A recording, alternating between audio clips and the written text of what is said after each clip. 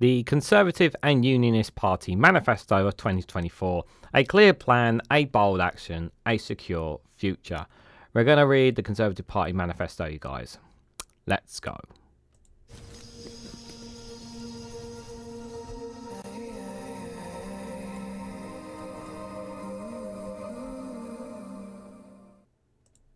Good morning, good afternoon, good evening, wherever you are in the world. This is Reganelite here, going through another manifesto, and this one is the Conservative and Unionist Party Manifesto 2024, with a clear plan, a bold action, and a secure future.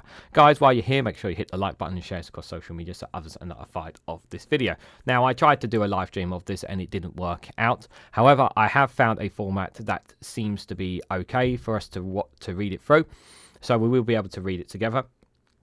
Now, a couple of caveats. I'm not going to read it from top to bottom. That would just be silly. There are some parts and paragraphs and whatnot that I will skip over because it's not worth our time.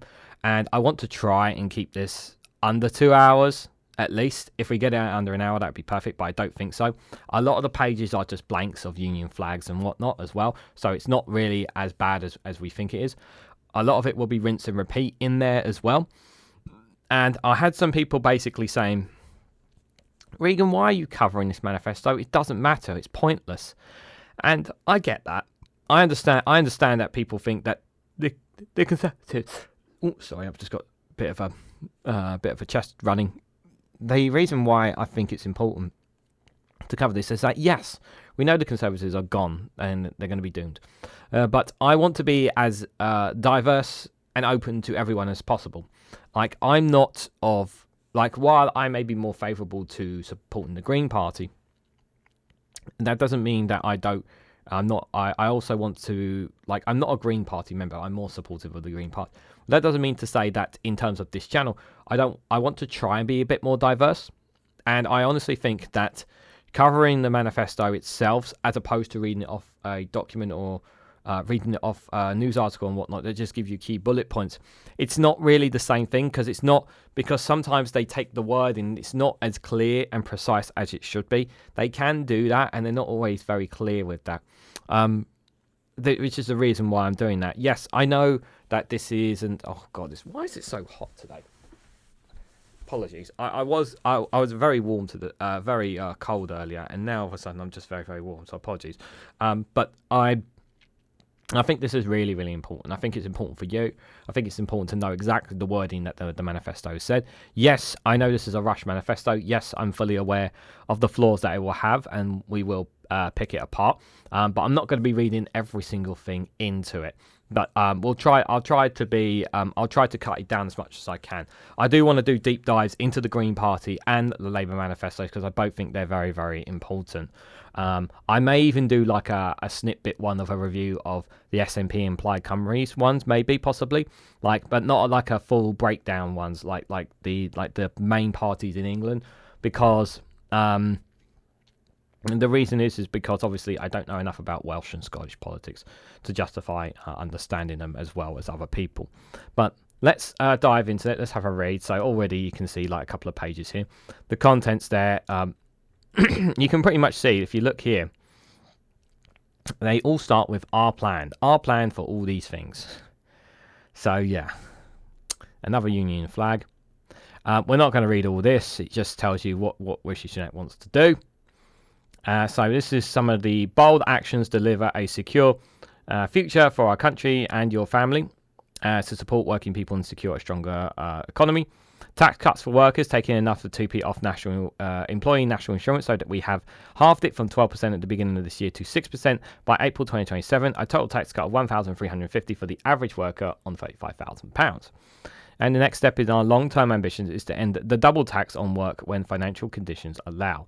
So, obviously, the main crux of the manifesto is about cutting tax, but the problem is that people are still feeling worse off.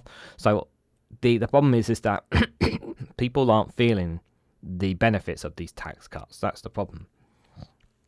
Cut taxes to support the self-employed by abolishing the main rate of self-employed national insurance entirely by the end of the Parliament.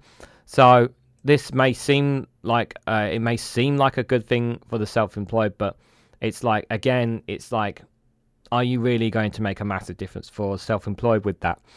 That's the question there. Tax cuts for the pensioners with the new triple lock plus guaranteed that both the state pension and the tax-free allowance for pensioners always rise with the highest of inflation. Only the 2.5% of the new state pension doesn't get dragged into income tax. Give working parents 30 hours of free childcare a week, and when their child is 9 months old to start when they start school, save in eligible families on average £6,900 a year. Now, again, this is a great idea in terms of childcare. The problem is that we have a lot of we just don't have enough places for them, and many of the places that have childcare, many of the childcare places are already full, and they just can't simply take any more. Realistically, they want to take more in, but they just don't have the capacity to do so. There's not enough childcare places being made, so it's not while it sounds good on paper, the problem is we don't have the capacity for it, which is why I think it should be reversed by Labour. Again, as of the time of this recording, I have not read the Labour manifesto, so I can't speak on it. The date and time of by the way, that I'm recording this is on the 13th of June, at about 9:30 a.m. in the morning, just for reference here. So it is just for the reference there. So end the unfairness in child benefit by moving to a household system so families don't start losing child benefit until their combined income reaches 120,000, saving the average family which benefits 1,500. I mean, this, like, the child benefit is already unfair. So I don't see that making a massive difference. Cut the cost of zero net for consumers by taking a more pragmatic approach, guaranteeing no new green levies or charges while accelerating the rollout of renewables. I like, if you want to reach net zero, you can't guarantee that, so it means you're dragging net zero even further down the road. Seize the benefits of Brexit. I don't need to read any further of that. We already know how the benefits of Brexit are doing. Give young people the skills and opportunities they need by introducing mandatory national service for all school leavers at 18, with a choice of between a comprehensive placement in the military or civic duty roles. This is false labour against children, against 18-year-olds. This is not right. They should be allowed to choose where they want to go. They should not have to be forced into military or civic duty. I've said this before. This is not a great way to winning over younger voters. All you're doing is pushing down on them. It may be appealing to, more appealing to older voters, to some older voters, this mandatory national service, but the overall public do not agree with this. Fund 100,000 high-quality apprenticeships for young people, paid for by curbing the number of poor-quality university degrees that leaves young people worse off. Universities have already had to cut back because of Brexit, because they're not getting enough students anyway. Coming in already, so universities are already struggling, and basically they want to cut it even more. So again, like, this is like you think, oh yeah, 100,000 high quality apprenticeships sounds good again, but you know, this, why should like curbing the number of poor quality university degrees? Are there really a lot of university degrees that are worse off? Like, any students watching, are there actually a lot of university degrees that are considered a waste of time, in your opinion? Let me know in the comments down below. But I don't agree. I do agree with that one as well. Protect children by requiring schools to ban the use of mobile phones during the school day. Most schools already have this, so this is like a non-starter one.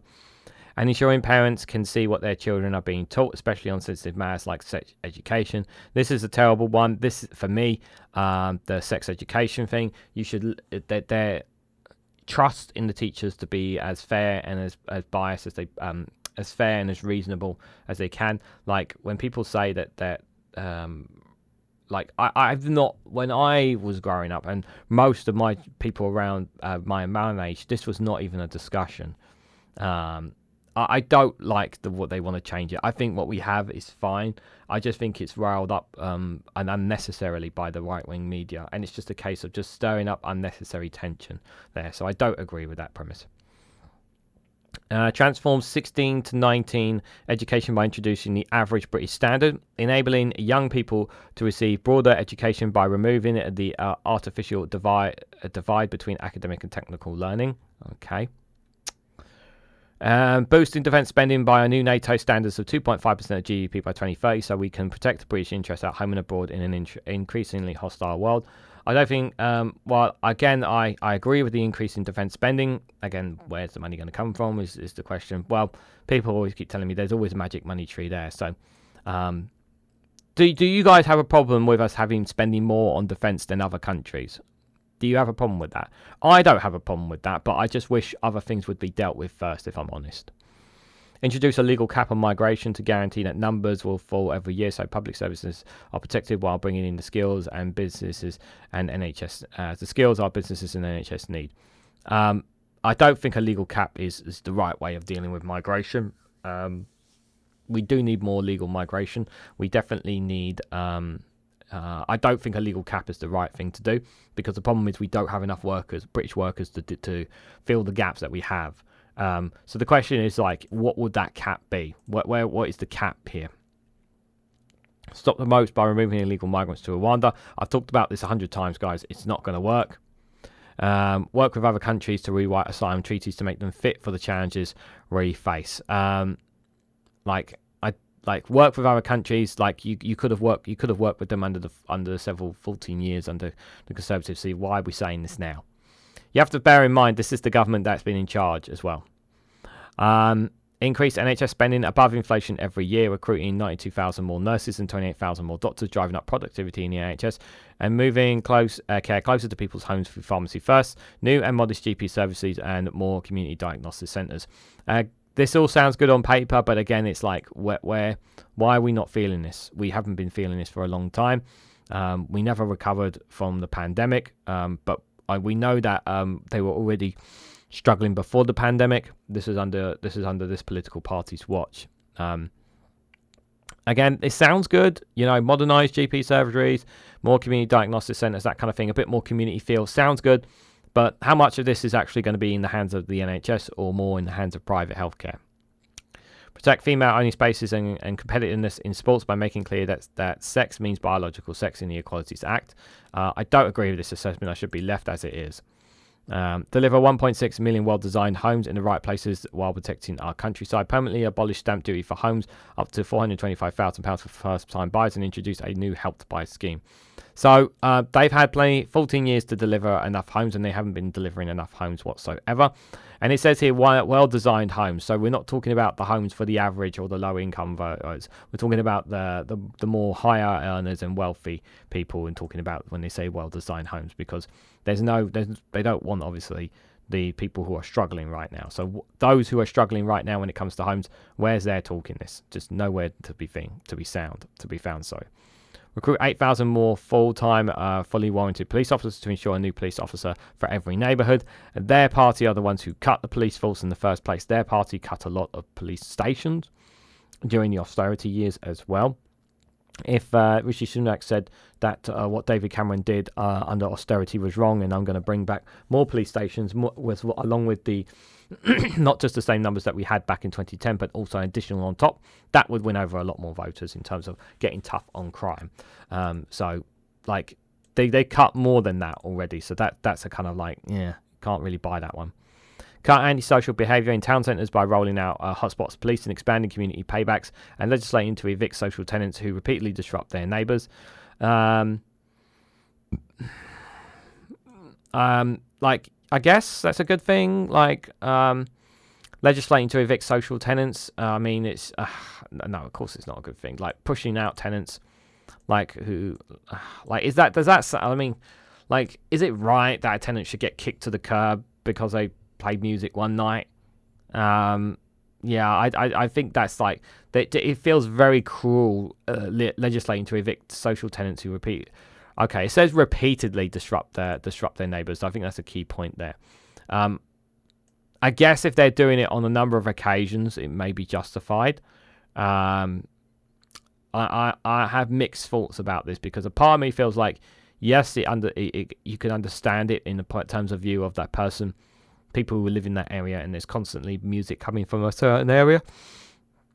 Someone who is in a social tenants and they've been causing too much noise, then you've been repeatedly reporting it and nothing's getting repeatedly done.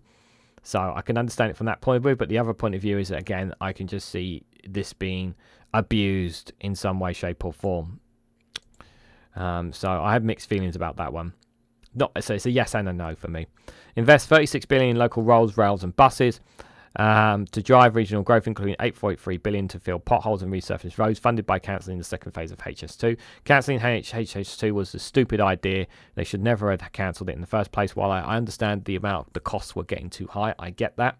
They should never have cancelled HS2. I think it was really, really important. They should have started it from Edinburgh and worked their way down into the north of England. Should never have started in London. It's a complete waste of time starting it in London when London has all the infrastructure and transport networks that it needs. It's the north of England that requires the transport works. Sounds good on paper, but how much of that are they actually going to do? Like 36 billion, like it sounds like a big number. It sounds like a very big number for something on that, but there's no real detail there. Back drivers by stopping road pricing, reversing the London Mayor's ULEZ expansion, and applying local referendums on new 20-mile-hour zones and low traffic neighbourhoods. Like, are that many people getting run over by cars? And the London Mayor's ULEZ expansion, like, if I say to people, if you have a better option than ULEZ, please, answers on a postcard down below, because, like, it's going to reduce emissions within London. That's the whole point of it. If there's a better way to do it, please let us know. But they just want to reverse it, like give an alternative to it, because we need to reduce. Everyone needs to do their part in reducing air pollution there. But the 20-mile-an-hour zone thing is like I was just like, do we really need this? Okay, maybe in some areas, but let me know what you guys honestly think. Champion our rural communities by bagging farmers with a legal target and additional investment for food security, protecting our best agricultural land and solar farm. Continue to directly invest in communities across Scotland, Wales, and Northern Ireland, protect our UK's interests, and make the integrity of our United Kingdom. This is just waffle there, that one is. Blah, blah, blah. This looks like a lot of blah, blah, blah. We've inherited economy, 2010, inherited economy in tatters, blaming Labour for no money. Admitting themselves there was no money. Yeah, I'm not going to read all this. This is just like a blah, blah, blah, blah. Reducing borrowing and debt. Well, they made the debt worse. Backing businesses to invest, initiate and trade. They've made it worse with Brexit, so they haven't done that. Cutting taxes and reforming our welfare system. We've talked about that a bit already. Delivering world-class education. Our education sucks, especially in the States. State education. Delivering an affordable transition to domestic and sustainable energy. They've pushed that back even further in comparison to the Labour Party there. I'm just seeing what else. It's just seeing if there's anything here in there that might be worth reading out. Nope, not really there. Some more bullet points here. Continue to ease the burden of business rates for high streets, leisures, and hospitality businesses by increasing the multiplier on distribution warehouses that support online shopping over time. Okay. It sounds good, but is it enough? I don't think it's enough to help the high streets, if I'm honest. Keep the VAT threshold under review and explore options to smooth the cliff edge at 90,000. Okay. Improve access to finance for SME, including through expanding open finance and by exploring the creation of regional mutual banks. Isn't that like similar to banking hubs sort of thing? Like, I feel like they're just stolen that from other parties. Take more companies out of scope and burdensome reporting requirements, making the use of freedoms granted by Brexit. Oh, for Christ's sake. And we'll lift the employee threshold, allowing more companies to be considered medium-sized. This is expected to save businesses at least 1 million hours of admin a year. Okay. Yeah, I don't know.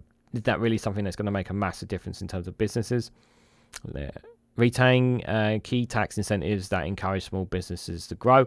Again, there's like,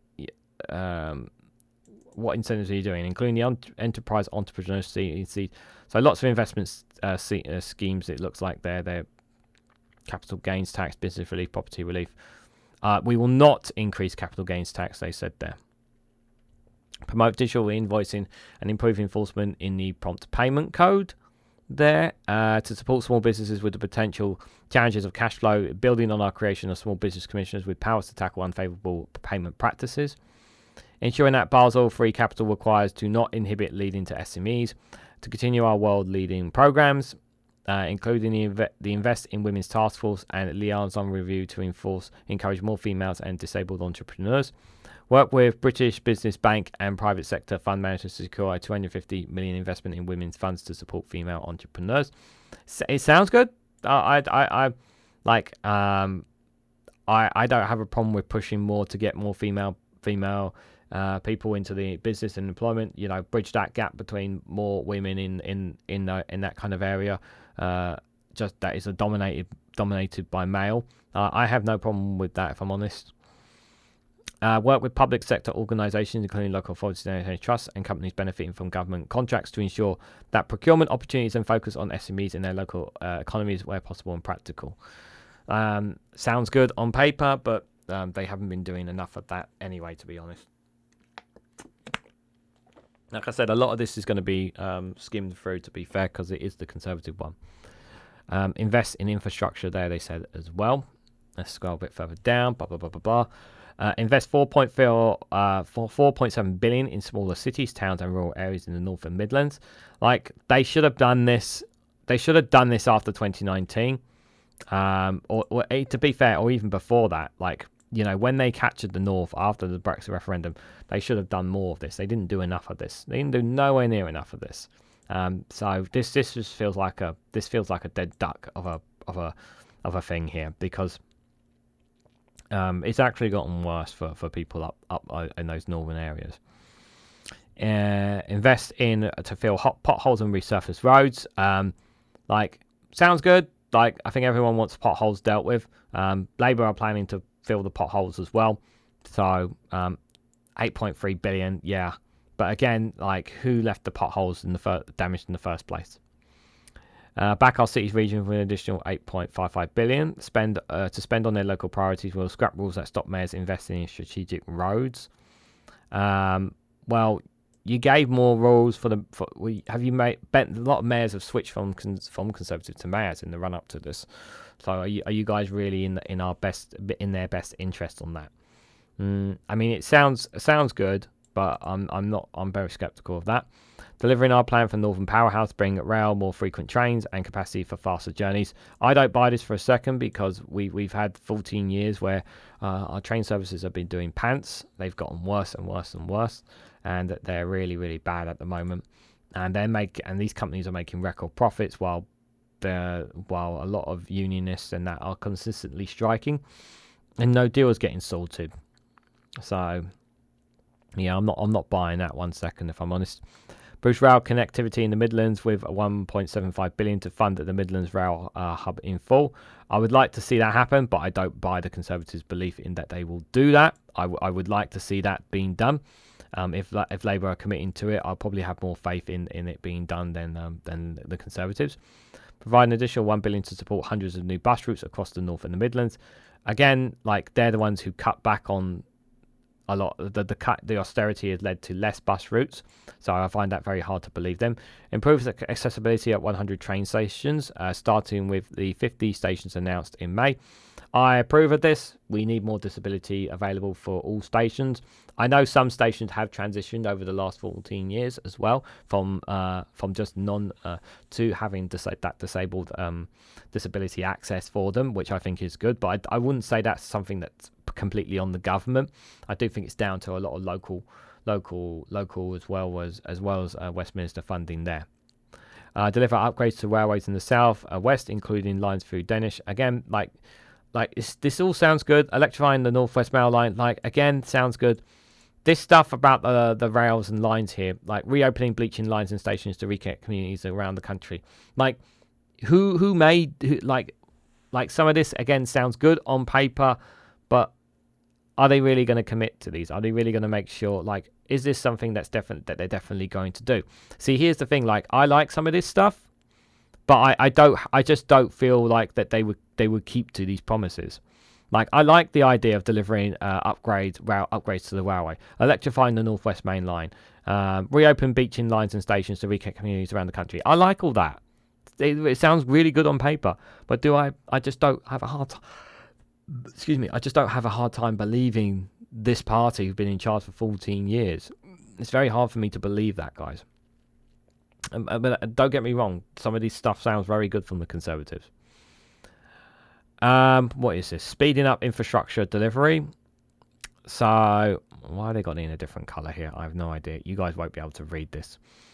I'm not going to read it all. I'll just read some of the bullet points. Introduce reform to outdated EU red tape to better protect nature while enabling the buildings of new homes, new prisons, and new energy schemes, along with reforms to the EU bureaucracy environmental impact assessment regime that we have already started. These changes will speed up local and national infrastructure planning systems.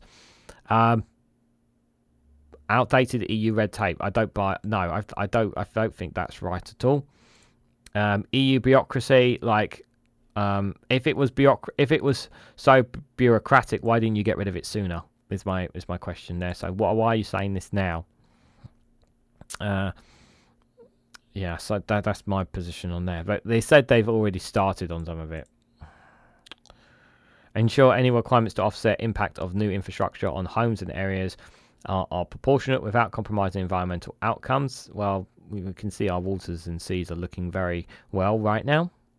Reduce the cost of infrastructures by allowing quicker changes to consultative projects, ensuring national policy statements are regularly updated, focus on the role of statutory consultancies and planning systems on improving projects in line with cleaner objects rather than pierce metal requirements to add to delays. I'm just going to make sure that I have my camera ready whenever I need to switch over. End frivolous legal challenges that infrastructure that frustrate infrastructure delivery by amending the law just so judicial reviews that don't have merit to do not waste court time. I guess so, but like the problem is that excuse me, you guys cut the courts again. Austerity, like forget that. It's important to remind ourselves of that. Increase public spending on research and development of £22 billion a year, up from £20 billion a year. Don't think anyone has a problem with that. Maintain our R&D tax relief. Recent changes worth £280 million a year have simplified and improved R&D tax reliefs, including bringing more SMEs into the scope of the relief. Continue investing over £1.5 billion in large-scale computer clusters, assembling the raw processing power so we can take advantage of the potential of AI and support the research and its safe and responsible use. I do agree that investment needs to be made in artificial intelligence and technology, because if we want to keep up with the rest of the world, I don't have a problem with this. I think this is important. I hope to see this in other manifestos, but yeah, I have no issue with this. Push forward with our advanced manufacturing plan, provide a £4.5 billion commitment to secure strategic manufacturing sectors, including automotive, aerospace, life science, and clean energy. Build on the success of our 9 specialist catapults, which include innovation, and de-risk the transition from research and delivery, distributing funding across the country by 2028. UK can continue to be the world's most innovative global competitive and global financial sector. I'm not going to read all this. I'm only going to read the bullet points. If you want to read it, the link will be for it in the description, but I'm not going to read all this, guys, because it's not worth my time, and it's certainly not worth yours. I'm more interested in just some of the bullet points in the manifesto that they're going to say. Using our Brexit freedoms to deliver regulatory reform. Well, cutting government bureaucracy. Well, they've been in government for 4 years. So what they got here. Returning the civil servants to its pre-pandemic size to pay for our commitment to increase defence spending to 2.5% of GDP. You want to cut civil servants when we're already struggling, like, for example, with civil servants not clearing the backlogs in asylum cases, for example. Like, no, this is not... The cuts to civil servants will not make amends yet to the defence, will not be enough to reach the defence spending. It's just not going to happen. Half in the amount of taxpayers' money spent on external consultants. We will introduce controls on all equality, diversity and inclusion initiative and spending. Bring Quanto spending under control. Move 25,000 more civil servants outside London, building on successes like the Darlington Economic Campus in hubs like Stoke-on-Trent and Wolverhampton. I have no problem with this. I think, yeah, you want more of the jobs and prospects to be outside of London. There's too much in London. So I don't have a problem with that personally. Open up civil service recruitment by requiring jobs to be advertised externally to identify the best candidates. Sounds good. Doubling digital and AI expertise in the civil service to take advantage of the latest technology to transform public service. It just seems like a bit of waffle, but yeah, I don't have an issue with that again. Blah blah blah blah blah. As Conservatives, we believe in lower taxes because people, not government, make the best decision about how to spend their money. Except we don't have any money, but we can only ever cut taxes responsibly when we have a way to fund it sustainably, consistent with getting debt and borrowing down, and in a way that does not send inflation spiraling.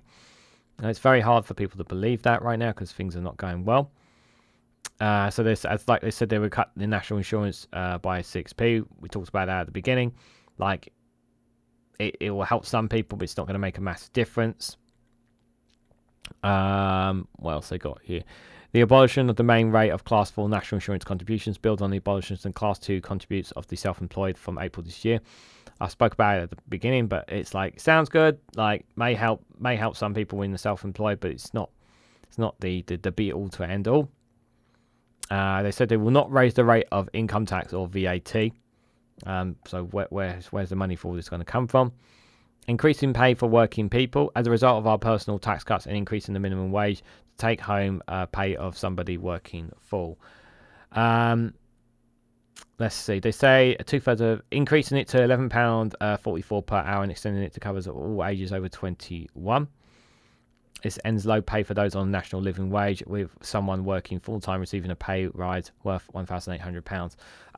The pay rise, like £11.44, sounds good. It's like, but it's just not enough given the cost of living crisis. Some of the higher the payments that people get in their paycheck, this is not enough. It needs to be a lot higher. It's just not good enough right now. The minimum wage needs to be a lot better than that. £11.44 is just too low. Needs to be a lot higher.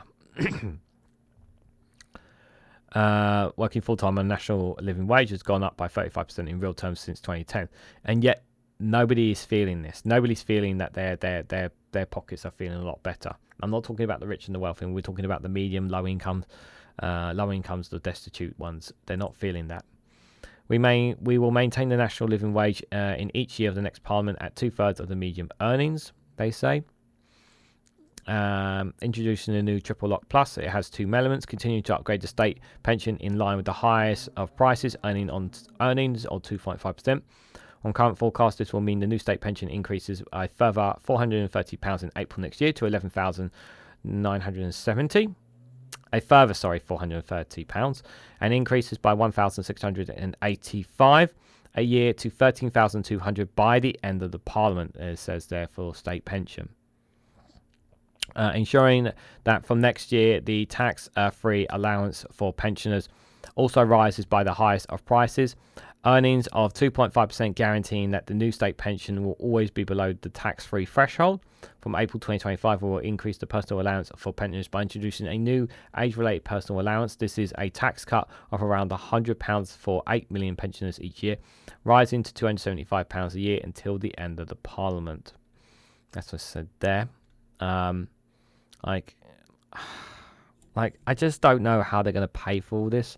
And the thing is, there's been analysis of these tax cuts, and it's found that they don't have the money to do this. The thing is something has to give somewhere with a lot of this stuff. Again, sounds good, but is it really going to make a difference? We'll raise at least a further £6 billion a year from tackling tax avoidance and evasion by the end of the parliament. It's a shame they won't go after their own people, their own rich and wealthy buddies that are ripping our country off there. So blah blah blah blah blah. The Conservatives have a plan to deliver a better future for the UK, where families are supported and children are given the best chance to gain the skills they need to succeed. We are delivering the largest ever expansion of childcare in history.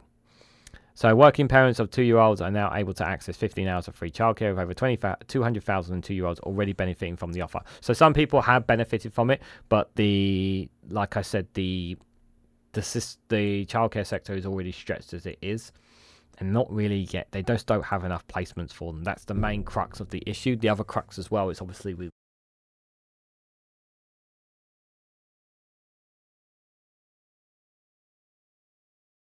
which is obviously not ideal there. So yeah.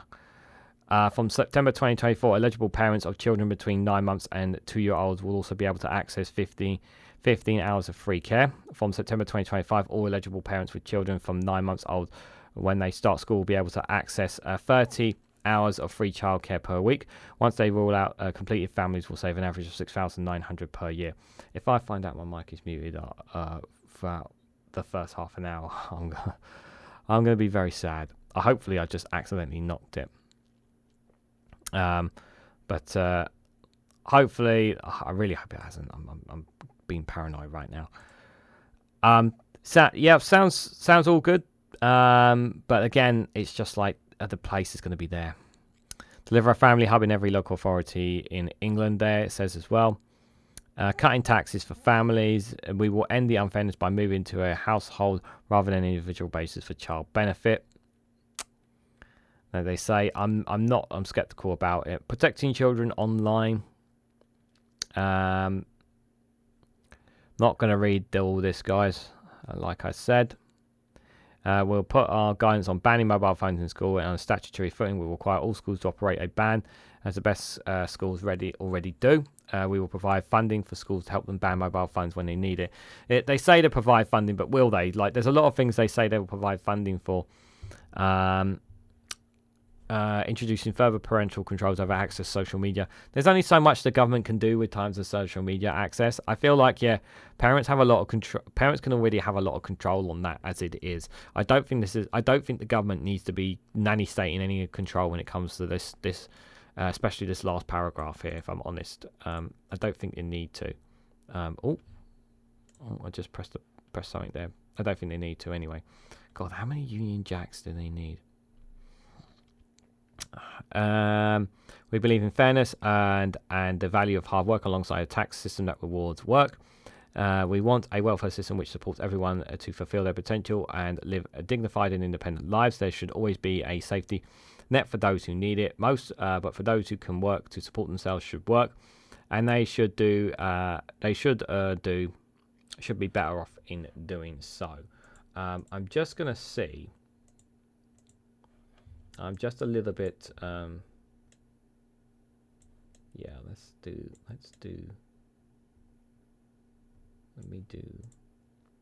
that. I'm going to make it a bit closer, just so I know, because it's quite hard for some people to see there. They should be a safety net. Yeah, I do think there should be a safety net, but the problem is that safety net, you've cut that safety net to the bone.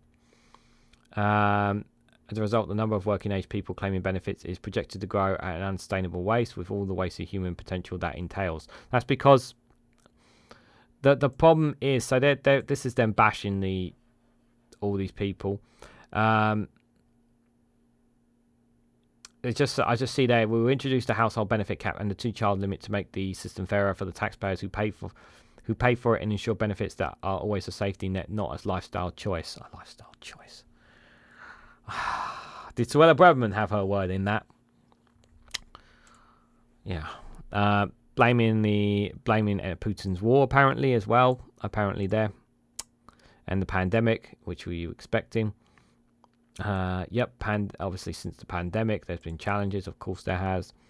But the wasted human potential, like, that's tied into the healthcare crisis. If you're not going to fix the healthcare, you're going to have this problem. Spending £69 billion a year on the benefits for people of working age with a disability or health condition. A figure which has risen by 2/3 since the pandemic. By the end of the decade, spending on a projectile to increase to $90 billion, which would be irresponsible to not take bold action to put the welfare system on a sustainable footing. I do think there needs to be changes to the welfare system, but considering these are the guys who made it worse, I don't trust them to fix it. I really don't trust anything I really don't have much trust of what they're saying here, but I am going to just go through what they're saying here. Reform our disability benefits so they are better targeted and reflect people's genuine needs while delivering a step change in mental health provisions.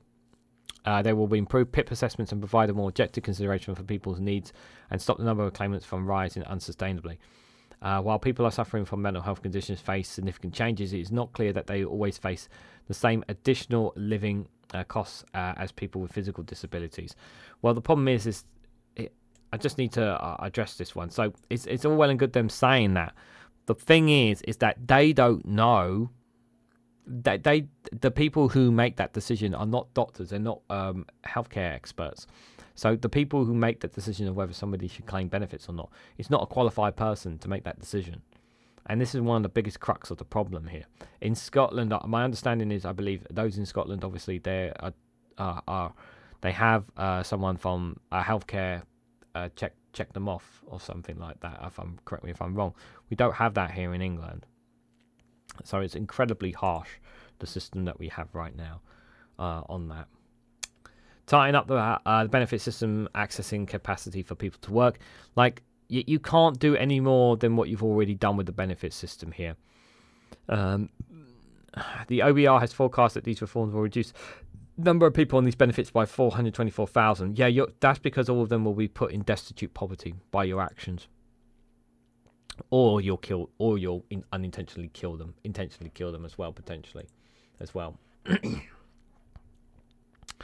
Overhaul the fit notes process so that people are not being signed off sick as a default. Currently, 94% of fit notes are being signed off as not fit for work. Yeah, this is completely inhumane, because the sick notes are really, really important to protect people's human rights. People can't just walk into a GP and get a sick note. It doesn't work like that. But there has to be sufficient reason behind it. Doctors don't just sign off sick notes just willy-nilly for people. That's not how it works. And that sick note, really can save that person's life. Yeah, when they really are not able to fit and able to work, it really does make a difference for them. Taking that away will literally kill people. It will literally kill people, guys. Introduce tougher sanctions rules for people who refuse to take up suitable jobs after 12 months on benefits to have their case closed and their benefits removed entirely. So again, inhumane, and to try and basically kill the British public here. That's their plan. Accelerate the rollout of universal credit to ensure it always pays to work. It doesn't work. The system sucks. I've talked about this before. It's not gonna make a difference. Continue to clamp down on fraudsters. There will always be fraudsters. It's a very small amount, but there will always be fraudsters in benefit systems. It is what it is there. We will reform the child maintenance service to prevent a non-compliance on new laws to help crack down on non-payments. We also look at how the service can better support victims of domestic and economic abuse, building on recommendations from Dr. Samara from Carrington's 2023 independent review. Sounds good if they can keep to that, but considering how inhumane they are towards people and how the DWP has been treating people, I'm very skeptical about all that, if I'm honest, guys. Another 2 pages skipped. Education is the closest thing we have to a silver bullet, which is why since 2010 we have focused on driving up standards in education. English children now have the best readers in the Western world and are 11th in the world of maths, up from 27th when Labour left office in 2010. Children in England are now outperform their peers in Labour-run Wales and SNP-run Scotland. We will build on this success to make sure every child gets a world-class education and reaches their full potential. I feel like I feel like this statement here is just trying to stretch their numbers as much as they possibly can, if I'm honest. Giving every child the chance to go to a great school. Well, the problem is that state and private school, the funding gap between them has just widened and widened over the past year, so it's very hard to believe them in that. We will build on this progress in the next parliament by protecting day-to-day school spending in real terms for pupils. Teachers have already expressed, especially in the state schools, that they're much worse off. They're not getting enough pay. They're already struggling as it is. So, saying this now, why are they saying this now? And they have when it's been worse education, especially in the States. We will require schools following the guidance ban the use of mobile phones. We've already discussed that. From this September, new teachers in priority areas and key STMs and technical subjects will receive bonuses of up to £30,000 tax-free over 5 years. We'll extend the payment for eligible teachers in our further education colleges. We will always support and celebrate on further education colleges. Sounds good. Do I trust them to do that? No. Champion excellence in our classrooms in primary schools. Well, I have a very hard time believing that from you guys. We will maintain the 2 hours of PE every week in primary and secondary schools, supported by extending PE and sports premium to secondary schools. Didn't PE used to be more than 2 hours a week? Used to be more when I was younger. I feel like there's not enough of it nowadays.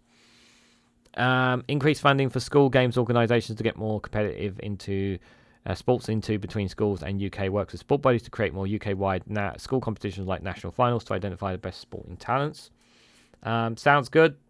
I don't have a problem with that bit there, that bit there. Keep pace with our global competitors. We will introduce an advanced British standard, a new approach to 16-19 educations, which will build on the best of A levels and T levels. It says there as well. For children and young people to benefit from the bold reforms and we have made to education, they must be in school with the legacy of COVID. Legacy of COVID has made this more difficult. We will legislate to create a register of children not in school. I probably think that most schools will probably already have like a register of those who've been building up a list, but this just feels like more targeted of people. And rather than like, for me, the question is why are they doing it, and what's the reason behind it? What can we do to help? Like, how can we bridge that gap? Rather, like, I feel like this is a means. Once again, it feels like a means to punish those parents and punish the children who are not going to school and not looking at we're looking at the reasons why they are not. It just feels like more punishment rather than looking to address the issue. Parents have a right to see what their child is being taught in schools. Oh God, all this. I'm not going to read all this bit here.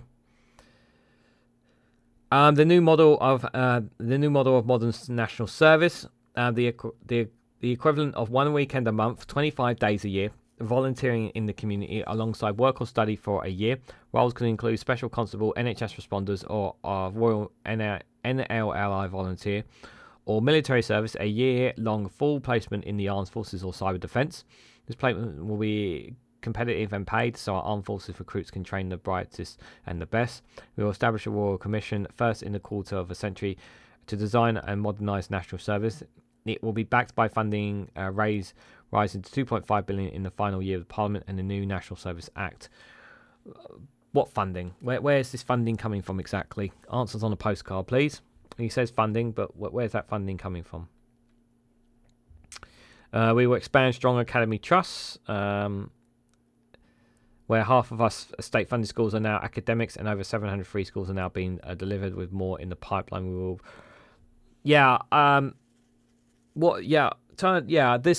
these academics obviously are like, is it really making a difference to people's education? I don't know enough about academics, to be fair. I don't think it's really making enough of a difference in our education. I'm hearing more negativity than I hear about positivity about our schools, and from what feedback from what I hear from communities and whatnot, from what I have heard, the best of my knowledge. So I'm not buying into that, if I'm honest. So I'll be interested to see what Labour are going to provide for that. We will transform our education for children with special education needs, ending the postcode lottery support by delivering 6,000 more school places and a further 15 free school meals for children with special education needs. So obviously kids with special education needs will get free school meals, but obviously if you're poor and destitute, you won't be getting it. That's basically what they're saying. Instead of penalising independent special schools by taxing them, we will back them because we believe in the right of parents to choose the best education for their child. Yeah, but some of those parents don't have that money to be able to make that choice here for them. And this here, like, it should be for every child. There should be no children going hungry whatsoever. There should be none on this. There should be no children going hungry at all. Facilitate training skills at every stage of life. We will build on this by creating 100,000 new apprenticeships. Blaming Labour there. Pass new laws requiring children to be taught about technical education opportunities. Again, you're like ramming children, forcing the youth into going into places where not everybody wants to go to. You're taking away choices rather than opening up more choices for children. I don't like this at all. In England, we're creating 100,000 more apprenticeships in England every year by the end of the next Parliament. We will fund this by changing the law to close university courses in England with the worst outcomes for their students. We will deliver lifelong learning entitlements, giving adults support, flexibility in the need to retrain, and upskill flexibility through their working lives. From the 2025 academic year, adults will be able to apply for loans to cover new qualifications. Loans. You want to put them in debt. We also continue to expand our adult skill programs such as skill boot camps and meet skill shortages. Yeah, see, adults will be able to apply for loans to cover new qualifications. So basically what you're saying is, yeah, we want to put you in debt to give you new skills that you need. Skills that you need those new skills. So we're going to put you in debt, yeah, for them. Is basically what they're saying there. Well, this is an increasingly dangerous place, so we will take bold action to keep our British people safe and our homeland secure. Our prosperity depends on our ability to preserve international security, as our record proves, and we will do so by deterring adversaries and acting as a force for peace and sustainability in the world. So we already said they will hit the 2.5% on GDP. We've read that already. We will launch a campaign, set out a new baseline of 2.5% for all NATO allies by 2030. You can't really make... sounds good on paper, but you can't really force... You can't really force the people to... You can't force international allies. And considering how weak of a prime minister you really are, Rishi, I find it very hard that you're going to be able to push other countries to do that, if I'm honest. Taking pride in our record, we have led the world in support of Ukraine against Putin's aggression. A lot of countries have supported them, so I would, but you can let him have that one, to be fair. We've always been steadfast in our support for Trident nuclear deterrent. Labour promised to keep on the nuclear deterrent as well, so they need to cover more than that. Taking action to prevent Iran and its proxies from attacking the UK and its partners. Okay. Toughen up cyber defences. I've heard nothing but a lot of things being broken. A lot of hacking lately under your watch. There's a lot more hacking taking place than that's been reported, which worries me about how many hackings that have been taking place that are not reported. So that's very hard to believe. We have chased dirty money into the UK with new measures to protect our economic security, which is why many people call London Londongrad, considering how many Russian oligarchs have money hidden there. Yeah. We have ripped out Huawei from key parts of our telecommunication system and reduced Chinese influence in our critical national infrastructure and sensitive technological centres. I have mixed feelings about this. A part of me is like, I understand they're worried about Chinese influence, but part of me feels like they didn't have a problem with it, the British government, but they were just pressured by America to do it. Due to our post-Brexit freedoms, we have introduced a new independent sanctions regime. Have used to stand up for human rights around the world in countries such as Russia, Belarus and Iran, but obviously we don't care about the human rights that are taking place in our own country there. We have agreed new trades in security deals around the world, including in Europe, the Middle East, Africa and the Indo-Pacific. Yep, those trade deals are doing so well. They're making such a great impact on our economy. Yeah, I'm having a hard time believing that. Well, I say a hard time believing it. I think the right words is that I'm not feeling the change. We have delivered major new investment. Okay. The integrated review was supported by an additional £24 billion and the integrated review refreshed by an additional £5 billion. And to invest in stockpiles and our nuclear enterprise, we have also pledged over £12 billion to date on support for Ukraine. Don't have a problem with the support for Ukraine.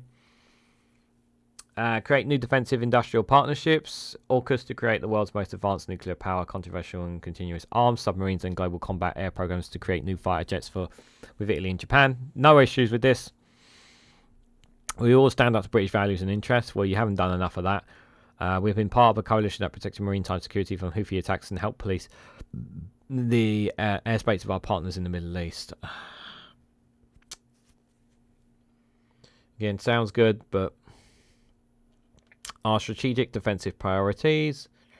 See, what are they going? Our pledge for veterans. We will maintain the Office for Veterans Affairs in its current position in the Cabinet Office with a dedicated Minister for Veterans Affairs in Cabinet. Yet Rishi Sunak really showed how much he cared about his veterans, didn't he, with that D-Day stump. We will maintain the base operation budget of the Office for Veterans Affairs at 10 million throughout the next Parliament. So no increase in that. So they're just leaving it as it is. Not dealing with any of the veterans who are homeless or struggling right now. We will extend the visa fee waiver introduced to their Commonwealth personnel. We will cut the cost of veterans' rail cards so it costs the same as HM Forces rail card. The UK will pass its first ever veterans bill to enshrine veterans' right to law, ensuring qualification service that are correct, recognized in civilian life. That's nice, but again, like, How about we actually ensure that people after wars and that are looked after, instead of left to their own devices, left to their own decisions and choices. We will change the law to ensure veterans' ID cards are valid identifications for all future elections there. Okay, don't have a problem with that, but I wish you'd do that for the rest of do that for the younger people. Boosting UK's defence industrial base, accelerating and modernising the armed forces, investing in technology. Yeah, guaranteeing Ukraine the support it needs for the long haul. All those things, like, you can have a read there, but I have no issue with these things here. I'm pretty sure Labour will make similar promises like that in defence as well. Improving efficiency and investing across the United Kingdom. Prioritise growth in the UK industries and supporting communities across the United Kingdom. Delivering our new integrated procurement model, we will make defensive procurements faster, smarter, and make joined up boosting private sector investment by confirming the ESG considerations are entirely consistent with our investment in our vital defence industry and transformative initiative. We will improve productivity along with a new target to become the largest defensive exporter in Europe by 2030. Leadership in the world. Our highest priority remains protecting the British homeland, crown independence, and overseas territory. Yep. Labour will say the same thing. Yeah, believe the UK needs to be outworking local and global in perspective. Yep, it's just a lot of rhetoric. We must be prepared to tackle the axis of authoritarian states and hostile actors, except the ones who are working within us right now. Yep, all this stuff is like, yep, no problem for all that. Strengthen our relationships with like-minded partners around the world. That's yeah, yep, no problem with that. Maintain our special relationship with the United States. That's hard to believe, considering building on closer trading and national security ties. Yeah, how's that trade deal? Oh, that's right, you never got it. Seek to strengthen the Commonwealth. Considering the Commonwealth is not as strong as it used to be. Building our post-Brexit relationships with Europe, including new joint expeditionary forces and new defensive treaties with Germany and Poland. Are we really better off? Yeah. More about China. CTPPP. That's not a very good trade deal. That was not a very good trade deal. Closer ties with the Gulf and Middle East based on apprenticeships and regional perspectives and shared interest. Sign over partnerships agreements with each of the British overseas territory, ensuring that we're working together to deliver for the residents and identifying areas for greater cooperation on defence, trade and investment. Yeah, so that's all the CTPPP stuff there. Excuse me.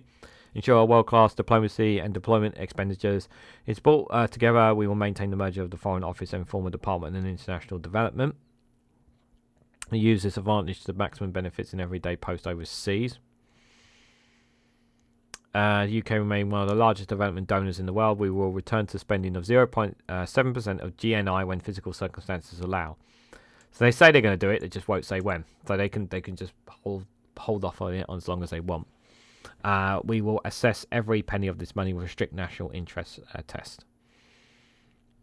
Continuing to ensure the aid of developing and supporting our strategic objectives with a focus on fragile states. We will work with our partners to deliver sustainable development goals to tackle poverty set out in the International Development White Paper, except the poverty within the UK. We will use our influence to ensure multilateral development banks get more money to the countries who need it and work to deliver debt relief. Yep, except you're not dealing with our own debt. This I have no problem with. Obviously, standing up for women's rights and reproductive health. It sounds good on paper. I just wish they would leave certain transgender communities and whatnot within the UK. But I'm all for, obviously, ending human trafficking and modern slavery, even though we have some of that here in the UK. So, yep, no issue with that bit. Support marginalised communities in the developing world. Are we doing enough of that? I mean, are we calling it out enough? Like, sounds good on paper. We will scale up high-impact, cost-effective global health interventions, including maturing nutrition and microbiological resistance, benefiting the home and overseas. We will continue our long-standing support for Gavi and Global Funds organisations and have saved millions of lives in the fight against disease. We'll maintain the leadership on climate change, despite the fact we're cutting back on it. That's very hard to believe. Work with small island development states there. New soft power strategies to support the role of our embassies and the British councils overseas.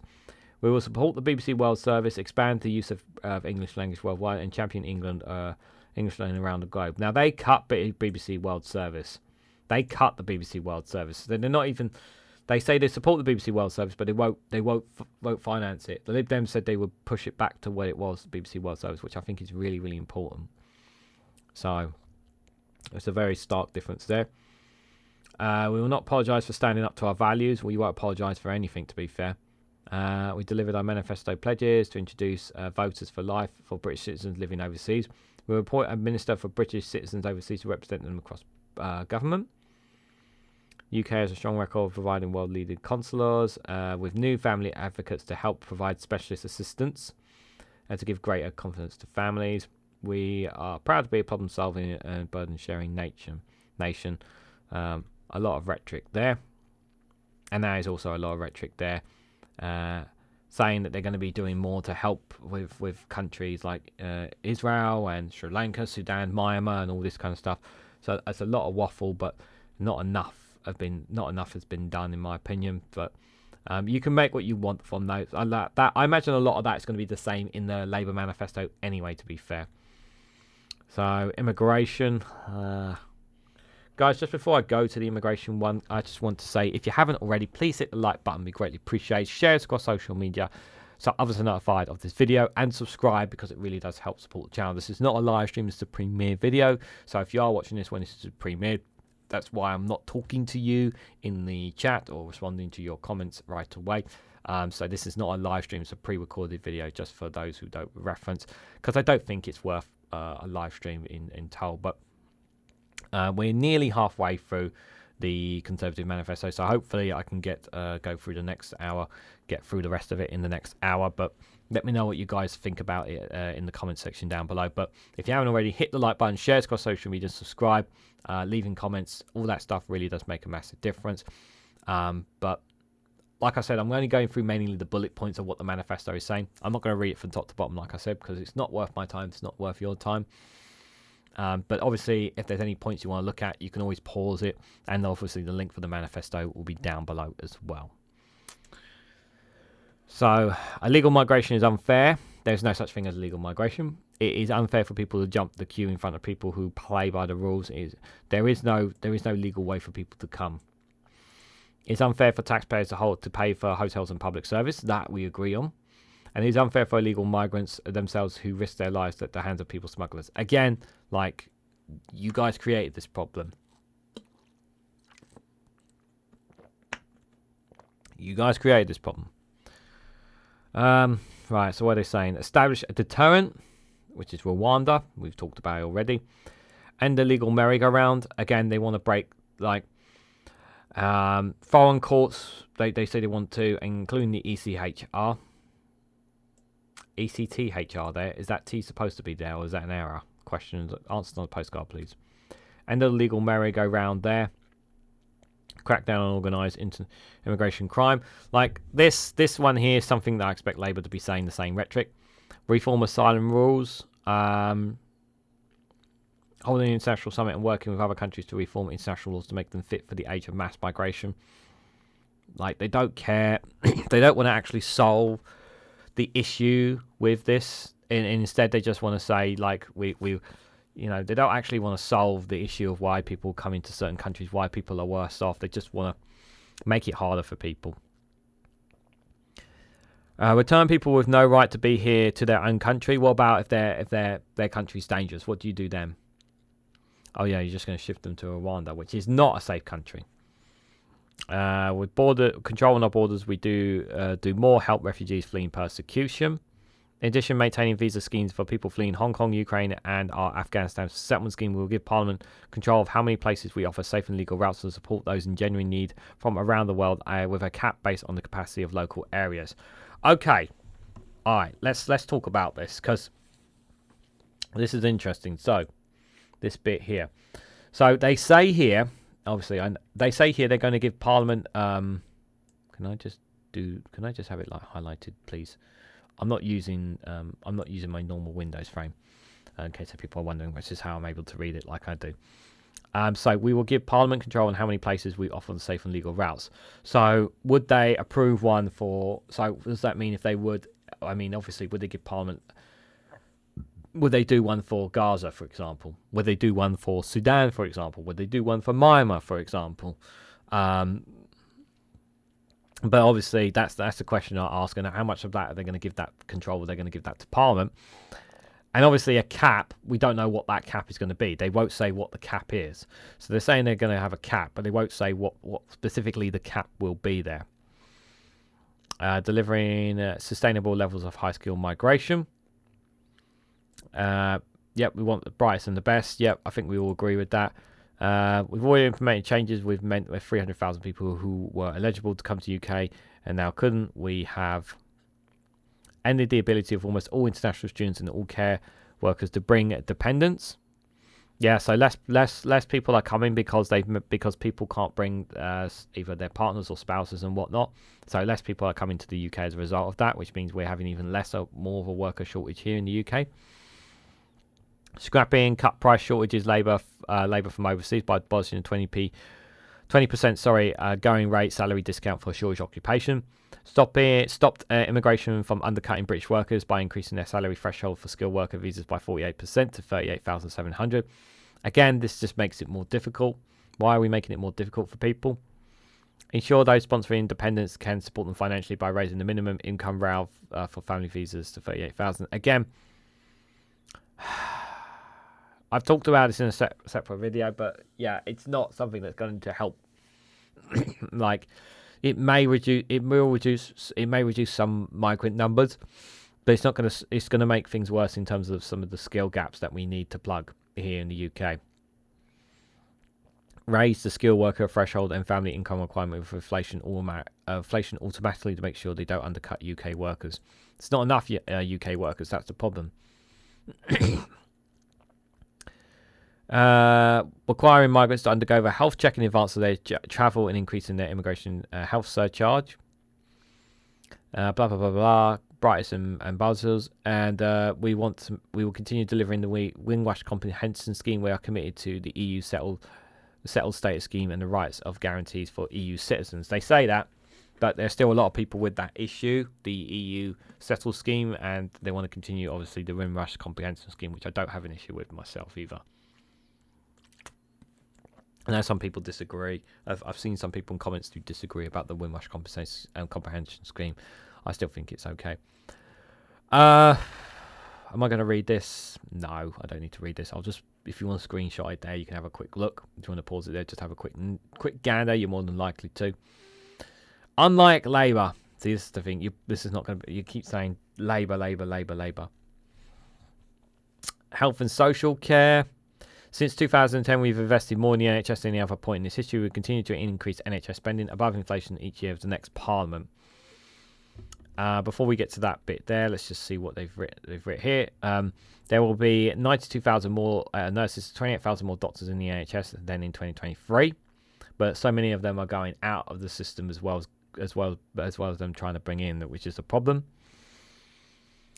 It says here as well, in terms of dentistry, so we are also delivering record increases in training places for other children's, such as midwives and paramedics, and we are boosting training places for dentists and other dental care professionals by 40%. Nothing to do with the private. Is it nothing to do with dealing with the public NHS that's dead? Yeah, we'll improve working conditions for all NHS staff. Improve their working conditions, but won't improve their pay. High quality and sustainable social care system, building on our additional investment of 8.6 billion over the last 2 years. Yet we're not seeing that come to fruition. Expand pharmacy first, so they want to rely more on pharmacies rather than actually deal with the crisis that are taking place. Build a modernise 250 GP surgeries. Well, they promised 40 new hospitals and they've never done that. Focus on areas of new housing growth. They haven't built enough houses. Build 50 more community diagnostic centres. Again, sounds good, but they've made promises about things they were doing in the healthcare and they haven't fixed. And the healthcare is in crisis right now. Continue to deliver 40 new hospitals by 2030. They were supposed to be a lot sooner than that. investing proportionately more out of hospital service over time. We will modernise NHS primary care service and bring health and care closer to patients. Our dental recovery plan will unlock 2.5 million more NHS dental appointments. Well, whose fault is that? So I feel the need to read this, guys. So through a patient premium and encourage dentists to take on new NHS patients, we will make further reforms to the dental contract to ensure its future sustainability, and we will ensure new qualified dentists will have to work in the NHS for a number of years or pay back their training cost. Interesting. So it tells them that if they go out of the NHS, they'll have to pay back the training that they put into them. I actually like that. That's very good from the Conservatives.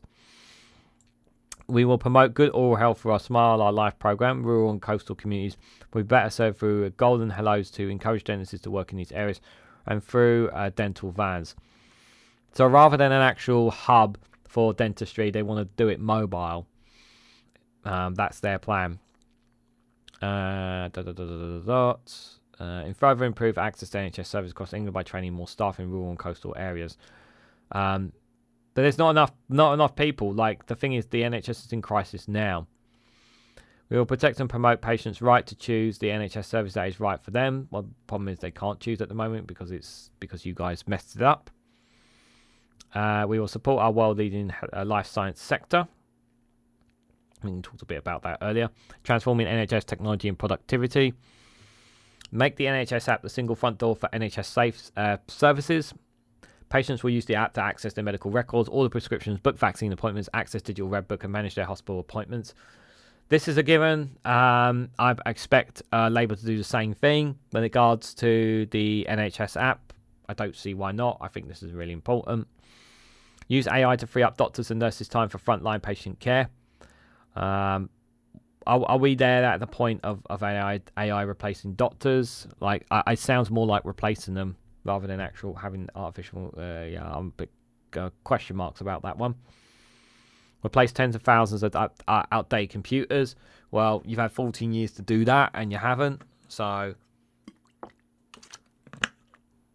what have you been doing for the last 14 years with regards to that? Fund technology to help clinicians read MRI and CT scans more quickly and accurately. Speed up results for 130,000 patients every year. Create new incentives for improved performance, reviewing the best performance providers for care. So they say. We will cut waste and bureaucracy in the NHS, reduces the number of managers by 550,000. This is a stupid idea. It's not bureaucracy. You need paperwork is important. Documents are important. It's not a lot of that work. You need a lot of managers for that. So I don't agree with that. I think that's not a very good idea, if I'm honest. We'll publish and implement a major condition strategy to prevent these conditions from occurring and ensuring those living with them receive the best possible care. Bring forth our landmark tobacco and vapes bill in our first King's Speech. Tackle childhood and adult obesity. Yeah, I think both implement HIV action plan there. Don't have an issue with all that kind of stuff there. Prioritise women's health, growing publication of our first ever women's health strategy in 2022. Support women further. We will bring forward a comprehensive national strategy for maternity care as recommended by the APPG on birth trauma inquiry. Okay. Deliver additional funding for maternal safety and improve access to mental health services for new mums. Improve a peripheral pelvic health service and prevent and support women from birth injuries and postnatal appointments and dedicated to checking mums, not just their babies. Sounds good on paper. It does sound good on paper. Expand winning health hubs so that every integrated care system has at least one hub up and running. How are you going to do that? Costs again. Roll out fractured liaison services to every region, reaching 100% coverage by 2030, and osteolysis and disproportionately impacts women. Sounds good. Support continued research into disparities in maternity care through the National Institute for Health and Care Research, it says there. We will complete the implementation of the CAS review. We introduce a new licensing scheme for age limits and non-surgical cosmetic procedures, ensuring services are administered by suitable, qualified and trained professionals. Improving mental health support. Now, I know Labour talked about this as well. What exactly are they going to do for mental health? Expand coverage of mental health support teams for 50% to 100% of schools and colleges in England by 2030. This is copy and paste from Labour. That is complete copy and paste from Labour, that is. Open early support hubs for those aged 11 to 25 in every local communities 2030. This sounds like something that Labour have already committed to. Increase the planned expansion of NHS talking therapies by 50%, supporting people with anxiety, stress and depression. This all sounds good stuff. I just feel like this is just them stealing ideas from other parties. Boost the capacity of individual placements and support for severe mental health illness by 140,000 places. Pass a new law to provide better treatment and support for severe mental health needs for the first session of the next Parliament. I like all this. Don't get me wrong. I like all this from the Conservatives. But how much of this are they going to keep to is the thing that's always in the back of my mind every single time I'm talking about this. If you hear a cat meowing, don't worry. It's just Jasper. He's fine. He's just being annoying. He's got plenty of food in his bowl, I can assure you. We have made a wholehearted, unequivocal apology on behalf of successive governments for all parties for the infected blood scandal. Whatever it costs to deliver the scheme, we will pay it. So they said they were going to make sure they deal with the infected blood scandal. Be interesting to see how what if Labour say anything regarding that as well. But yeah, there's that, and obviously there's the post office as well scandal to deal with as well. But some interesting stuff there. Some stuff is like, yes, you agree with, and some stuff you're like, yeah, but can we trust you to deliver that? I guess it's a question as well. Victims of crime. Conservatives will always back our brave police and security services with the power and resources needed to keep our country safe. We will always work to deliver a justice system that is fair to victims and see offenders repay their debt to society. So we talked about the officers already because they made it worse. Back the police. Well, of course, everyone will want to back the police. We know that. Restore public trust in policing. No, you guys are the ones who've been in charge. You could have done more. I'm not going to read too much on crime because they've really messed up in my opinion. Toughen up community sentencing by increasing the use of community payback and electronic tagging.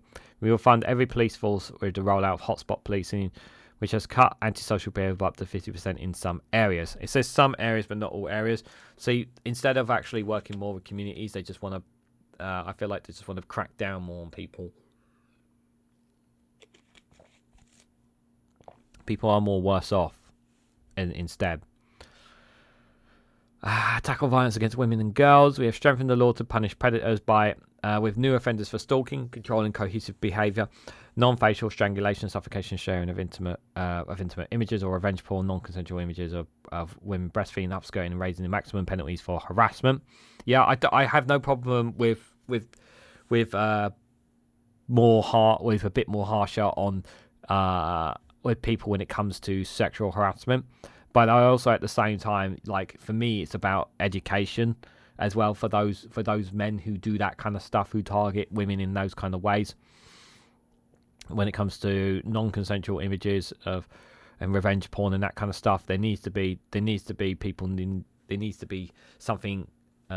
some form of education behind that. Obviously, some other things, obviously, a bit more like the there are obviously other things, obviously, which are completely abhorrent, which rehabilitation is not enough for them. But for me, the thing is that you need to teach. It's not just a case of just hammering people down. It's about understanding and learning why they are doing what they're doing. Support victims of domestic abuse through the Domestic Abuse Act. Create a statutory definition of domestic abuse and give new powers to police and the courts. We will introduce a 25-year prison term for domestic murderers, regardless of whether their weapon is used. We don't have enough prisons to do that, so it's all well and good saying that. We're letting out a lot of prisoners early anyway, under what you guys are doing. This will be accompanied by a review of homicide sentencing to close the loopholes that allow some killers to get off lightly. You're letting them off lightly anyway by letting out prisoners early. We will introduce an aggressive factor of murder so that happens in the context of rough sex, so it's never an excuse to get a light sentence. We have increased rape prosecutions by 56% since 2010 and ensure rape victims get the justice and support they deserve. Well, I've covered numerous videos on the channel where some people are waiting as long as 5.5 years to have their case heard in the courts, and that's under their watch. So I don't buy for a second that they're going to deal with that. I just don't. A justice system that delivers for victims and the public. We will make life imprisonment without parole mandatory for more than the most heinous murders and require rapists and other serial sexual offenders to spend their whole life sentence behind bars. We will toughen sentences for knife crime, grooming gangs, and assaults against retail workers. Yeah, they talked about doing more for protecting retail workers, which I as someone who has worked in retail in the past, I agree that more needs to be done with that. We empower judges to require offenders to attend hearings or face an increased sentence. Will that force people to come to sentencing? I don't know. They will build 4 new prisons, completing our program of 20,000 new prison places by 2030. Make it easier to build prisons in appropriate places by scrapping EU legacy rules and streamlining the planning system. I'm not blaming this is nonsense blaming the EU for this. We left the EU, so why are we blaming the EU for not having enough prisons? That's just a non-starter thing there. We will remove more foreign national offenders by increasing removals under the early removal scheme and negotiating more prisoner transfer arrangements. We will maintain the ban on prisoners voting from jail. We will turn criminals away from the cycle of reoffending. I think I disagree with this. I think prisoners should have a right to vote. I think prisoners should still have a right to vote. I know some people have mixed feelings about that. We will turn criminals away from the cycle of reoffending, invest in rehabilitation services such as drug treatment, education, and employment. We will deliver our 10-year drug plan to cut crime and help rebuild their lives away from crime. You're not giving it, investing in rehabilitation service, you've had 14 years to do that. The prison system has gotten worse under you guys. We've seen the prison system get worse and worse. And the rehabilitation has also not been going well either. Victims and prisoners act to ensure victims are protected and supported, including those affected by major disasters such as Hillsborough, the Manchester area boring, and the Greenfield fire can help prevent the need when they need it through a permanent independent public advocate. We will bring the mandatory reporting provision into the criminal justice bill into force as soon as possible as well. We'll design and redress schemes for victims of child sex abuse in institution settings that reflect their needs, and we will ensure this includes the victims of grooming gangs and make a national apology to grooming gang victims. We will ensure sex offenders cannot evade justice or conceal their identity by restricting sex offenders from changing their names.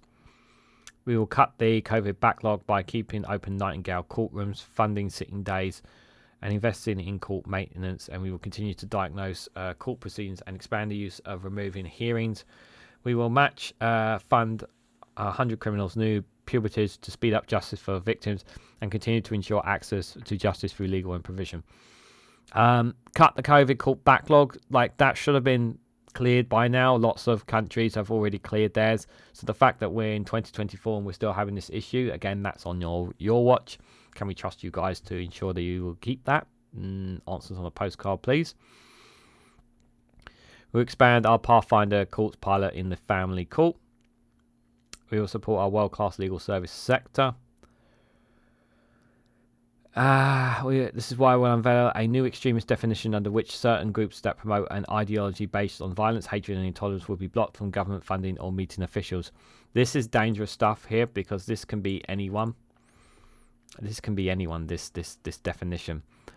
We have passed new tough laws to curb disruption, protests, and our Public Order Act 2023, which gives police new powers to intervene where protests are serious disruption in communities that leads to areas of arrest. Over 600 Just Stop Oil and Extinction Rebellion protesters in London alone. We will introduce further powers to ban face covering, pyrotechnics, and climbing on wall memorials. You're taking away people's rights here. Again, like, I understand that some of the protesting goes too far, but again, rather than actually deal with these, you just deal with the negotiate and understand why people protest for certain things. You're just going to punish them. I don't like this at all. Strengthen police and powers to prevent protesters or marchers that pose a risk of serious disorder. The whole point of a protest is to cause disorder and disrupt. That's the whole point. We will ban protests outside schools to stop mobs from intimidating teachers and children. We will. I disagree with that. I think they should be allowed to do that. That's not right. Again, I don't agree with that. We'll place a duty on police and prosecutors to publish regulator guidelines on statements, chants, and symbols. For example, the swastika or the term jihad that in context of political protest that may constitute an offence. We'll explore ways for the police to recover some of the cost of policing disrupting protests from the group that organises them. We will also ensure our elected representatives get the protection needed to represent their constituencies without fear. So they said obviously MPs will get, looks like they're going to get guaranteed protection there from the looks of it. Abuse or discrimination based on religion is unacceptable. We will not tolerate anti-Semitic hatred in any form. We have pledged 54 million from the Community Security Trust to give Jewish schools and synagogues national security they need, basically. We're not tolerate anti-Muslim hatred and seek to stamp it out wherever it occurs. Yep, I was just wondering, are they going to say anything about Muslims and that? Yep, I'm happy with all that stuff as well. There. I'm happy with these two things. These last two things I'm totally happy with. The rest of it, some of it I'm not too sure. Like, some of it, some of the rhetoric and the light and the wording I don't like at all. Yeah, like I'm not sure. Like the banning of face covering, it's just like. Sorry, 1 second. I have a pillow on my chair, and I like to switch it over just to get comfortable because I'm going to be sitting I've just been sitting here for quite a bit. I don't think that's ideal, if I'm honest. Climbing on war memorials. Like, is this? It's just again. It just feels like, is this necessary, guys? Is this really necessary? Over the last few years, we have faced a great shock to our energy security since the 1970s. So basically, you're blaming Putin. Global energy spikes. Bills are now coming down. Well, people aren't feeling that. July will fail to be the lowest level in over 2 years. The shock has reminded us over the importance of securing our long-term supply of energy. So what are they saying here? We'll boost our energy dependence in an increasing unstable world. We will legislate to ensure annual licensing rounds for oil and gas products from our own North Sea to provide energy to homes and businesses across the country in high-skilled and well-paid jobs in the industry, they said. Labour are committed to, I don't care what Labour are committed to, I'm interested in what you guys are saying. We will back up renewables and prevent new prospects of blackouts with new gas-powered stations to maintain safe and reliable energy source for days when the weather doesn't power up renewables, they said there. Treble our offshore wind capacity to deliver low-cost, home-grown energy and support development of vibrant industrial clusters in places like the north east of England, Scotland and Wales. Sounds good on paper. Build the first 2 carbon capture storage clusters based across North Wales, northwest of England and Teesside and the Humber, cutting carbon and creating tens of thousands of jobs in those regions, protecting the second tranche of projects in Aberdeenshire and the Humber. Are they stealing credit that the SNP are doing up the north, guys? Because I wouldn't be surprised. Wouldn't be surprised. Invest 1.1 billion into the Green Industrial Growth Accelerator to support British manufacturing capabilities, boost supply chains, and ensure our energy transition is made in Britain. Scale up nuclear power, building on work establishing on the Great British Nuclear within the first 100 days of the next Parliament. We will approve 2 new fleets of small modular reactors to rapidly expand nuclear power, create well-paid, high-skilled jobs, and deliver cheaper, cleaner, more secure energy. We will half the time it takes for nuclear reactors to be approved. Deliver a new gigawatt power plant in Wafka, North Wales there. That'd be good for people of Wales if it creates more jobs. I would say that's the only thing I'll say, as long as it creates more jobs. This will help the UK become a net exporter of electricity. Renewed energy firms that invest in manufacturing in the most disadvantaged places in the UK. We also strong support domestic steel production. I find that very hard to believe considering how much our steel production has gotten worse. It's gotten a hell of a lot worse. We've agreed a £500 million grant as part of the £22 billion commitment to Tata Steel to transform and secure sustainable future at their Port Talbot works. We will continue to work with support production in Scunthorpe and the northeast of England, securing the future of steel makers across the UK. Yeah, but you're just throwing money at it. You're not, like, if you want to guarantee it, put it in state hands. If you want to guarantee that steel works, put it in the state's hands, not in their We will implement a new import carbon pricing mechanism in 2017. And there, reduce the risk of industries being displaced by other countries. Pragmatic and pragmatic approach to net zero. Blah blah blah blah blah. A lot of blah blah blah in there. I can't read it all. I'm not. Like I said, guys, I'm not going to read everything. We will cut the cost of tackling climate change for households and businesses and deliver net zero by 2050 by sticking to our pragmatic, proportionate, and realistic approach that eases the burden on working people. Ensuring that families are given real time to make changes that affect their lives and never forcing people to rip out their existing boilers and replacing it with a heat pump. Well, people need to make that transition now. Guaranteeing a vote in the next parliament over the next stage of our pathway of adopting of a new target accompanied by proper consideration and plans of policy required to meet the target to maintain domestic consent for the big decisions that net zero will mean for our countries. Ensuring that green levies on household bills are lower. Reforming the Climate Change Committee, giving explicit mandate to consider cost to households and UK energy security and its future climate advice. Ruling out creating further green levies. Along our commitments not to introduce road pricing schemes, we will also rule out any frequent flyer levy. Energy bills are falling. Again, I'm not feeling this. It's all good saying that, but are we really feeling that? Maintaining that energy price cap. Renewing and reforming standard charges, delivering our pump watch scheme there that will force petrol station retailers to share live information on their prices, helping drivers to get a fair price at the pump. Aren't they doing that already? I thought they were already doing that already. I thought they was. Maybe it's just maintaining it. Introducing more efficient local markets for electricity, which experts analysis and S would say £20 to £45 per household per year. Give households a choice of smart energy tariffs, which can save them £900 a year. Implement the recommendations of the Windsor Review, ensuring networks are able to buy forward with confidence and cutting waiting times to get a grid connection. Deliver estimated £15 to £25 of households out of the year of 2035. Recognising technological developments over the last decade, which will undertake a rapid review into the advantages of alternative network technologies, comparing to overhead pylons. This review will consider the move into presumption in favour of undergrounding when cost competitive. Yeah, it costs. It's like the thing is, if you're asking the private sector to take the overhead piling and put it all underground, you've got another thing coming. They're not going to put their money in their pocket for that. We will ensure domestic consent for onshore wind, striking the right balance between energy security and the views of local communities. We will support solar in the right places and not on our best agricultural land. Well, as long as they have a balance for it. But to be fair, I don't have much confidence on the Conservatives when it comes to net zero and that, if I'm honest, guys. Housing. Oh, God, what are they going to say about housing? We will deliver secure future for communities by building more, by giving more people a better chance of living where they would want. Near there, how many jobs we have delivered? Over 2.5 million homes since 2010. It's not really enough. Not enough. And we will deliver 1.6 million homes in England by the next Parliament. Yeah, I have a hard time believing that.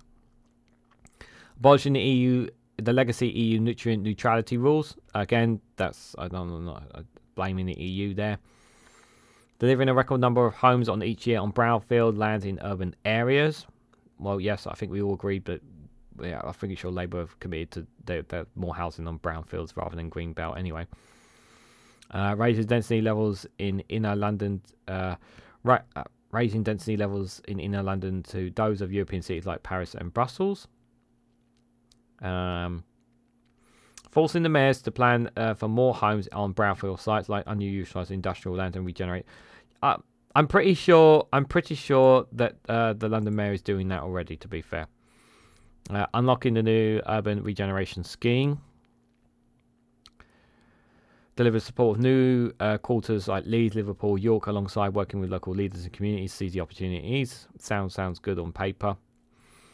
Supporting local and smaller builders by requiring councils to set land aside for them and setting Section 106 burdens on smaller sites, while ruling out Labour's proposed community rights to appeal, which would bring planning the system to its knees.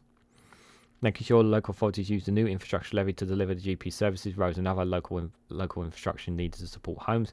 We will not allow these funds to be spent on community projects that bear no relation to support for new homes. Renew the affordable homes program that will deliver homes for all tenanters and focus on regenerating and improving housing estate. Retaining our cast iron commitment to protecting the green belt. Again, I have no problem with that. A plan to supporting first-time buyers into housing ladders and ensuring fairness in our housing system. They're the ones who've made it difficult for houses. Their former Prime Minister Theresa May crashed the economy, so it's kind of hard for me to kind of a bitter pill for me to swallow a lot of this stuff here, guys. We will make permanent the increase to the threshold at which first-time buyers pay stamp duty at £425,000 from £300,000. We will introduce in 2022. We also launched a new and improved Help to Buy scheme. I'm not a fan of the Help to Buy scheme. I'm not going to read into it, but if you want to pause it and read it, you're more than welcome to, guys. New local connections and UK connection tests for social housing there. They will be expected to evict tenants whose behaviour is disrupting the neighbourhood. We already read that already. Support family homeowners. We will introduce a two-year temporary capital gains tax relief for landlords who sell to their existing tenants. We will complete the process of leasehold reforms to improve the lives of over 4 million leaseholders. We will pass a renters reform bill that will deliver fairness in rental markets for landlords and renters alike. Because obviously they should have passed it in the last manifesto, but they're definitely going to pass it this time around, guys. Honestly, they're going to pass it around. They're going to pass it this time around, guys. They're going to give those renters those rights, just like they said they would in 2019. They will. They will. No, they won't. We will continue with our plans to end rough sleep and prevent people from ending up on the streets in the first place after making significant progress over the last few years. We will deliver our commitments under the Local Authorities Housing Fund to review the quality of temporary accommodation. Okay. Details. Are delivering landmark new laws that freed leaseholders from cladding bills following on the awful Treasury Green Tower. We will continue to support our leaseholders affected by historic building safety programs requiring continuation of developing fund and recommendation the programs for mid and high-rise buildings. We will ensure councils have the power they need to manage the uncontrolled growth of holiday lets, which can cause nuisance to local residents and the howling out of communities. It doesn't say how they're going to deal with the homelessness there. We will support those who want to build or commission their own homes.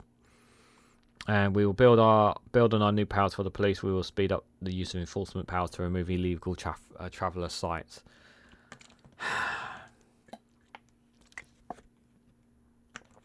Again, sounds. Some of it may sound okay to some people, but I'm not too keen on it, if I'm honest, guys. See how many pages they throw past. What's this one about? Strengthen communities. Do we really believe they're going to strengthen communities? Our commitment to levelling up means giving everyone the opportunity to stay local or go far. Conservatives are committed to living stronger communities for safer streets, unleashing the power of the private sector. Is this even worth reading? To unlock job and opportunities for all and boosting local pride. We've already allocated and we will ensure we deliver over $15 billion in dedicated levelling up funding across the UK since 2019. And part of our landmark Levelling Up and Regenerations Act, we have saved more than 330 pubs, sports clubs, arts venues and other previous community spaces through our community ownership fund, and we've unlocked a promise of thousands of jobs with 12 free ports to strengthen our communities. You guys are the ones who cut so many goddamn communities. Provide 105 towns in the UK with £20 million endowment funds for local people to challenge their future towns. Sounds absolutely bang great. I love it, but I don't trust you guys to commit to that. Extend our community fund ownership. Well, have you done enough? I don't think so. Extend the UK Shared Prosperity Fund for 3 years at the next spending review before using this fund to support UK-wide national service. Create more free ports and business rate retention zones. I'm not a fan of the free ports, me personally. Continue backward investment zones across the country. Again, I'm not a fan of. There's some shady stuff about some of that stuff, which I'm not confident of. Give our high streets new lease of life and restore pride in places. Well, again, you guys have made it worse, and you're saying you're going to make it better. I'm having a hard time believing that. Power communities through devolution and new powers by 2030. Every part of England that wants one will have a devolution deal. Launch a seaside heritage fund to support enhancement of our seaside heritage, preventing and restoring our coastal assets. So they say there. What's this about? Backing drivers. Stop road pricing. The Conservative government will introduce a pay per mile road pricing and will ban mayors and local councils stop road pricing. Sorry, they plan to stop it. Reverse Labour's UNS expansion. Rule out top-down blanket low traffic neighbourhoods and 20-mile-hour zones, they say. We require any new schemes to be put for a referendum and introduce rights to challenge existing low tariff neighbourhoods and 20-mile-an-hour schemes. I feel like it's an unnecessary one to really be talking about. We will extend the £2 bus fare cap in England for the entirety of the next Parliament, benefiting young people and low-income households. The extension of the £2 fare cap will be funded by savings from reform of the railway, which will be saved up to £1.5 billion annually. £2 is still too much for the bus fare. It should be £1 personally. And for youngsters, it should be free. I'm not going to read the rest of this bit. Credible plan for rail reform. I'm not buying anything that they've done for the rail. The rail industry has done absolutely trash, if I'm honest. A rail reform bill in our King's speech to what? I have to read this bit. We introduced a rail reform bill in our first King's speech to create a Great British Railway headquarters in Derby. GBR will usher in a revitalised private-public partnership. Okay. We will task GBR with growing the role of private sector, including supporting the expansion of open access service to bring greater choice for passengers. We will also look at introducing measures to reform outdated working practices on the rail industry in the rail reform bill. We will also roll out mobile pay-as-you-go contactless ticket nationwide, bringing rail into line with how we pay for goods and services. Yep, that should be nationwide. I'm totally in favour of that. Totally in favour of that. I'd like to see that in Labour's manifesto. Don't see why not. We will work with Active Travel England to make it safer for people who go and walk and cycle. Yep, there should be more cycle routes. I don't know if they're planning to do that there. Local support first. Responsible for cyclists will penalise for the rare instances where dangerous cyclists killed or injured, to line with those other road users. The Conservative Party will always protect our national heritage, including statues, monuments and memorials. We will keep explain our guidance to reviews it, support custodians to prevent our national history and heritage. Yep, totally in agreement with all that stuff. Ensure Royal Mail continues the universal postal service. Yep. Saturday deliveries are important, particularly to businesses. Yep. Have no problem with that. We have taken exception to unprecedented action legislating to quash the convictions of those affected by the Post Office Horizon scandal. Yep. While it was a questionable decision, I understand why the courts were concerned about it. As long as it's a one-off thing, I totally understand that. We already have announced over 100 banking hubs, so with free access to cash. That's again a Labour thing as well. Remain steadfast in our support fundamental principles and underpin the UK constitutional settlement. Our plan for greater protections around sex and gender. Biological sex and reality. I'm not going to read all of this, guys. The next Conservative government will introduce primary legislation to clarify that the protected characteristic of sex in the Equality Act means biological sex. My opinion, just leave it as it is. They should not be playing around with this.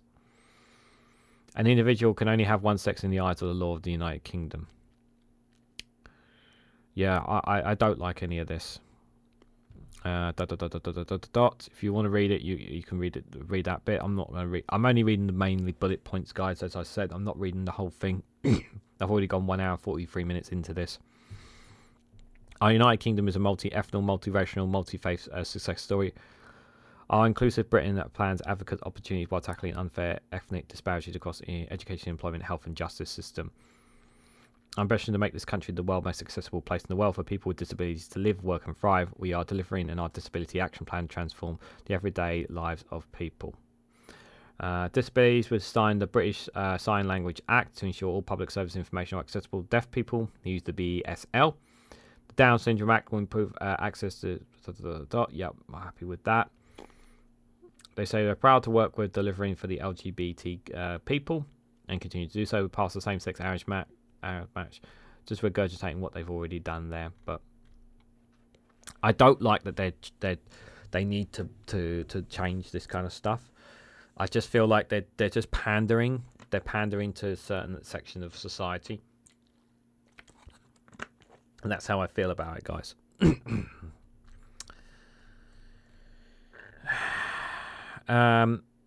Food and farming. Our food and farming sectors generate over £120 billion in the UK economy every year. I'm not going to read all this lot now. I'm just going to go to bullet points now, just because I want to try and keep it under 2 hours, guys. Increase the UK-wide farming budget by £1 billion over the next Parliament. Farmers will be able to spend every extra penny or grants to boost domestic food production. Continue to ring-fence agricultural funding so it's directly passed on to farmers in rural communities like Scotland, Wales, and Northern Ireland. Introduce a legally binding target to enhance our food security. Improve public sector procurement. Reform our planning system to deliver fast-track permissions for the buildings of infrastructure such as farms. Use our significant investment in R&D to prioritise cutting-edge technology. Stick to our plan to support the agricultural sector with the labour it needs.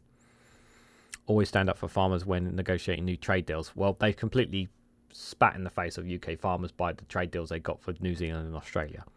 So that's really hard to... Championing our fishing sector. They screwed over our fishing sector with the Brexit. So, but if you want to read the rest of that, you're more than welcome to. So what's this? Conservatives are committing to thriving rural economy. We will build on this, supporting jobs, growth and education in rural communities. We'll invest in new technology to achieve our ambitions of broadband target for hard-to-reach areas. I have no problem with more investment in broadband. We need more broadband there. I'm just seeing if there's anything in particular to highlight there. I'm reading that. We will do more to boost the availability of affordable housing for local people in rural areas. We will ensure rural exceptional sites support local people into home ownership. A lot more same stuff there. We will maintain this record flooding funding to continue to protect homes and farms and businesses. So, yes, they've already announced funding for flood defence, a record £5.6 billion. I expect Labour to continue to commit to that. With the flooding funding, but in my opinion, more is not enough done. Not enough is done whatsoever with it, because it's been going on for ages. Yes, I know we're a wet country, but with the rain that we have, but why are we still having this issue is the question that I have to people. What are we doing to ensure that these don't continue, these floods? So that's the question I have for both parties on that, both main parties on that one. We will consult UK overseas territories an opportunity to expand it further. Continue to moderate on deep sea mining and ratify the Global Ocean Treaty. Not really too fussed about that, but okay. But if you want to have a read of that little bit there, you can do. Dangerous dogs such as XL bullies as well. Committed to banning the imports of hunting trophies as well, even though they're happy to cull badgers and certain animals still. Working with the regulator to further hold companies to account. Extending the £50 water rebate for those in the southwest across the Parliament. Using fines from water companies to invest in river restoration projects. No fines are not good enough. They're not going to stop them from polluting our waters. Reform the price review regulatory process from water companies. Are they acknowledging the pollution? I'm not seeing any acknowledgement of the pollution. Deliver our tree planting and peanut commitment through our nature and climate funding. Continuing our work to unlock private investment. Launch a new design competition for urban greening. Focus on the new quarters we want to develop in Leeds, in Cambridgeshire and sites around inner London. Cutting red tape that holds back the planting of trees in the planning system. Well, I wonder who's been holding those plannings then. Delivering our commitment to COP28. There.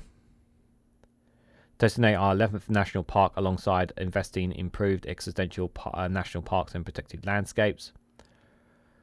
Future rounds of our landscape recovery scheme and support more local projects like community-led schemes. Continue to support programs that encourage disadvantaged children and young people in access green spaces. Delivering our commitments on national trails. Yep, I'm happy with that. Continuing with work landowners, charities and others to open up more access to nature routes. Totally happy with that. Not going to read the rest of that, but some of that I have no. Some of that is like, okay, like sounds good. Some of it's like meh, like is it going to make a big difference? But I'm having a hard time trusting them with the nature stuff, if I'm honest, guys. Sports in the creative sector, we're on page 71, so we're coming near to the deep end. So I'm just keeping an eye on the time, guys, because I really do want to stop in the next just over 10 minutes or so. So I may just skim quite a few bits, depending. At the core of our national local identities, culture and sport, continuation of multi-sport grassroots facility programs. Conservative Party stands up for women, girls and sports. We deliver equal access for grassroots sports facilities for women and girls. The £30 million Lioness Future Fund established a board of women's sports and implement recommendations from the Carney Review of Women's Football. We will prioritise equal rights for women and girls in our ongoing programme of investments in grassroots sports facilities. Leading our world-leading creative industries. We will ensure our creative sector tax incentives remain competitive. Launch a review into the nighttime economy in England. Look at how to reverse the declining in pubs and clubs and how to make our towns and city great places to go out. I've talked about what they could do to help with that. And that's tackled the cost of living crisis, which they're refusing to acknowledge. I haven't seen, correct me if I'm wrong, but I've not seen the word cost of living mentioned in this manifesto. There. So I've not seen that. A very short one there. Very short one on that there. Our plans to strengthen the UK. What are they talking about? Levelling up then, is it? Conservative and Unionist Party. 25 years of devolution. Celebrated. Blah, blah, blah, blah, blah. Levelling up across the UK. Over $3 billion investment of levelling up in Scotland. $2.5 billion levelling up in Wales. Over $1 billion of levelling up projects in Northern Ireland. Extend the UK Shared Prosperity Fund for another 3 years, delivering a further £540 million a year for communities across Scotland, Wales and Northern Ireland. Expand the long-term plans for towns, support a further 9 towns in Scotland, Wales and Northern Ireland with £20 million in endowments to make long-term improvements over 10 years.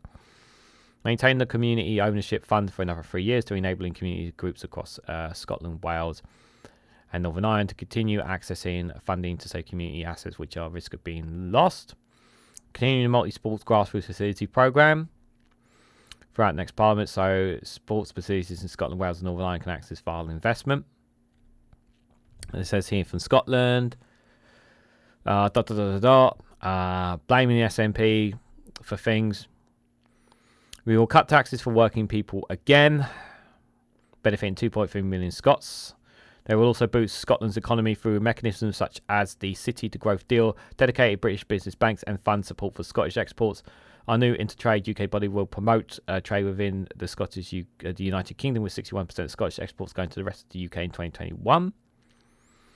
We will press for permanent removal of tariffs of Scotch whisky with the US government, work to achieve significant tariff reduction in India through a free trade agreement discussion. Scotland's businesses will also continue to benefit from measures including tax relief, creating industries support for small businesses and entrepreneurs, and Britain's Global Investment Fund. We will prioritise our energy security, ensuring the energy profit level and the oil and gas prices far below our threshold. We will legislate acquiring annual oil and gas licenses around and maintain investment allowing for oil and gas sectors while supporting renewable technology. We will continue backing the North Sea Transition Deal and Aberdeen City Regional Council, with Aberdeen Investment Zone bringing £160 million of support to the area. Over the next 10 years, we will focus on supporting Scotland's workforce transition into new industries, such as carbon capture, offshore wind, hydrogen and tidal, by providing £50 million to support the energy transition to zone skills programme. We'll continue laying the groundwork for nuclear projects that be taken forward in Scotland and deliver cheaper, cleaner and more secure energy. We will support Scotland's fishing and farming industries. I'm not going to read the rest of that. If you want to read that there, my Scottish friends, you can pause it there temporarily. We will establish a UK Farming Initiative Fund as well. If you want to pause it there, you're more than welcome to there. And finally, for Scotland, we will improve connectivity across Scotland with support for roads and rail improvements and ferry service. Again, if you want to read that little bit, just pause it there. For Wales, blame Labour Wales, to improve connectivity across Wales is what they're saying there. Not going to read all that. If you want to read it, you more well pause it. Just read it there. You will expand our backing drivers bill to cover Wales. Says there. To support Wales' key sector industrial heritage there. Also build on the UK's wide food security index by UK-wide food security target. £500 million steelmaking Port Talbot. Yeah, we've talked about that already. Strengthen Wales's public services. We will put an additional neighbourhood police officers in every community across Wales. They said they're going to do that for the whole of the UK anyway. And it says there, strengthening Wales's public services. Bring forward legislation to reapply the entirety of the Trade Union 2016 to Wales, and the Welsh Conservative government would reverse Labour's plans to expand the city, redirecting the cost towards people's real priorities. So if anyone in Wales wants to read that, you're more than welcome to. Finally, we're almost there. Northern Ireland here. So what they're saying for Northern Ireland, we are committed to supporting Northern Ireland communities and economies to thrive. The Winter Framework and our safeguarding the Union Command paper have addressed the fundamental problems with the old Northern Ireland Protocol. I'm pretty sure the DUP might have something to say about that. Through the Northern Ireland Troubles, we have established independent commissions and reconciliation with information recovery there. Again, if you want to pause it and have a look, you're more than welcome to. With the secure station, we have been transformed for most people in Northern Ireland the past 3 decades. There remains a very frail threat to the same Republicans. We will always give our fullest possible support to the police service, and that we will continue our efforts to end all forms of parliamentary activity for good there as well. And that is the manifesto.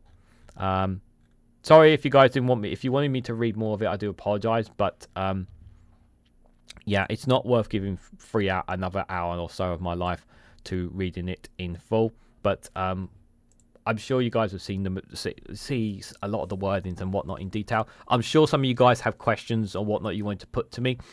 So I just want to say this. Obviously, if you are watching this on the Premiere live chat, if you still have questions about what I've read in the Conservative Manifesto, put it in the comments down below so that I can read your question and then I can respond to it.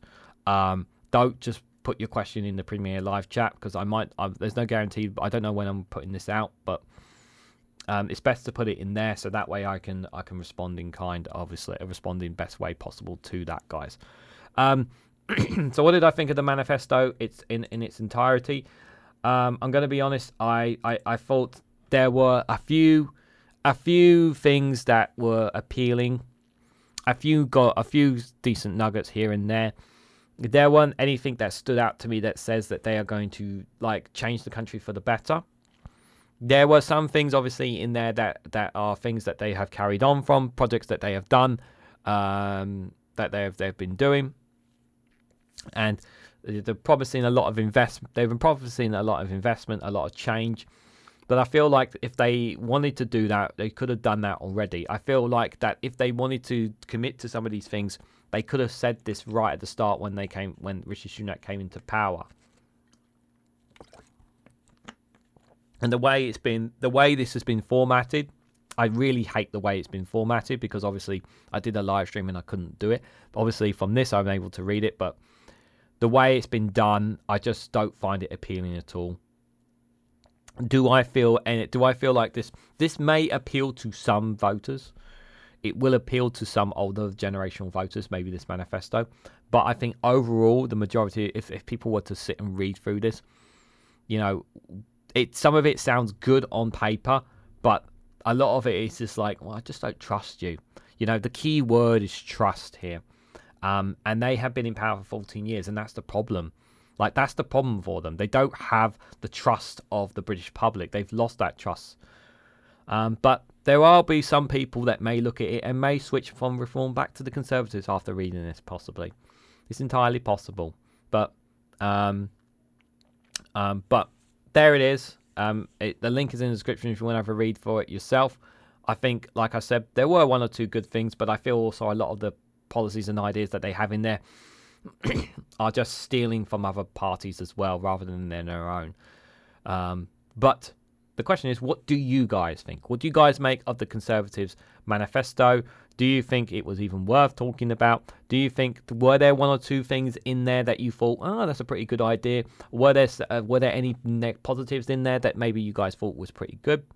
Let me know your thoughts and more in the comments section down below. But just before you go, guys, if you haven't already, please hit the like button. Be greatly appreciated. Share it across social media so others are notified of this video, and subscribe because it really does help support the channel. And if you want to go one step further, financially support me and the work that I do here, you can do so by becoming a YouTube member for as little as 99p, or join me on Rumble or Patreon for exclusive content on those platforms. So thank you all so much for watching, and I hope to catch you all very, very soon.